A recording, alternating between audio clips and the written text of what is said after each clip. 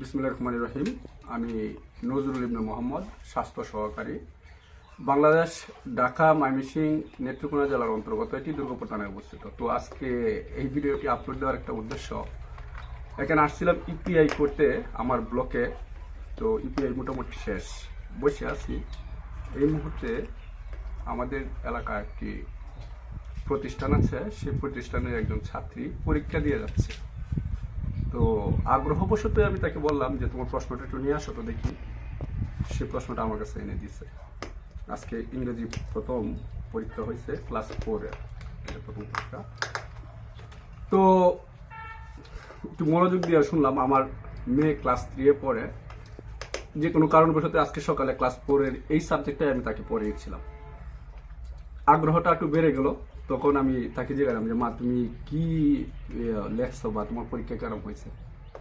সে কথাই উত্তর দিছে যে টিচারে ব্ল্যাকবোর্ডে লিখে দিছে, আমরা উত্তরটি দিয়ে আসছি।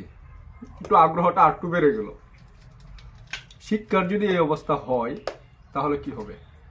4 থেকে 5 জন একটা শ্রেণীতে স্টুডেন্ট থাকে এবং 5 থেকে 7 জন স্টাফ কোনো কোনো স্কুলে বা তার চেয়ে বেশি থাকে। তারা যদি এই 4-5 জন শিক্ষার্থীকে শিক্ষাই না দিতে পারে, ব্ল্যাকবোর্ডে লিখে তারপর পরীক্ষা দিতে হয়। একটা স্টুডেন্ট মফস্বলের থেকে একটা প্রাইমারি স্কুল মফস্বলে গড়ে ওঠার পর এখানে অনার্স মাস্টার্স পরিহিত ডিগ্রিধারী তারা পড়াশোনা করাচ্ছে, কিন্তু তার শিক্ষা ব্যবস্থা যদি এরকমই হয়, তুমি কি করছো? এইটা একটাও তুমি জানো না বা পড়ো না, তুমি রিডিং পারো না, এরকমই তো। এটা রিডিং পড়তে পারো? প্রশ্নটা বাবা, সে লজ্জা পাইতেছে, কথা বলতেছে না। তুমি কথা বলো আমার সাথে, তুমি কি এটা রিডিং পড়তে পারো?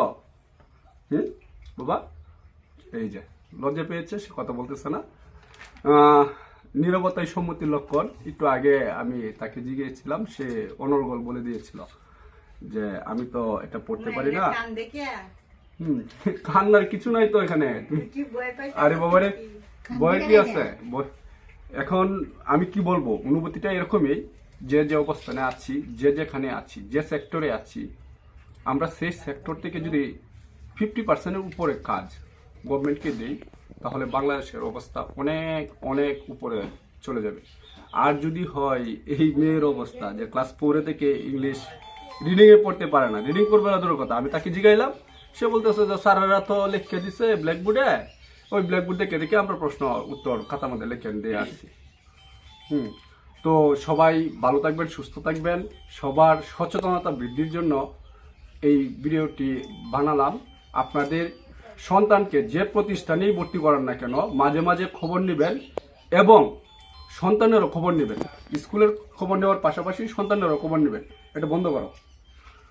স্কুলের শিক্ষা প্রতিষ্ঠানে পাঠানোর পর সন্তান পড়াশোনা করছে কিনা, টিচাররা পড়াইতেছে কিনা, আমরা যে সেক্টরে কাজ করতেছি এই সেক্টরের কাজগুলো হচ্ছে কিনা। তো এখানে সাপোজ আমি একটা বলে দিই, আজকের যে কাজটা, আজকের কাজটা হচ্ছে ইপিআই প্রোগ্রাম। ইপিআই প্রোগ্রামে আমি বাচ্চাদেরকে টিকা দিয়েছি। আমার একটা টার্গেট ছিল আমার এখানে, এই দিকে যেত, এই যে আমি টার্গেটগুলো দেখাচ্ছি। আমার এখানে 24টা বাচ্চা পেনটা পাবে, টার্গেট ছিল। 2টা বাচ্চা এমআর পাবে, টার্গেট ছিল। আর 2টা বাচ্চা বিসিজি পাবে। আমি 24টা বাচ্চাকে পেনটা দিয়েছি, 2টা বাচ্চাকে বিসিজি দিয়েছি এবং এমআর 2টা বাচ্চাকে দিয়েছি। আমার 100% কাজ আমি এখানে কমপ্লিট করেছি।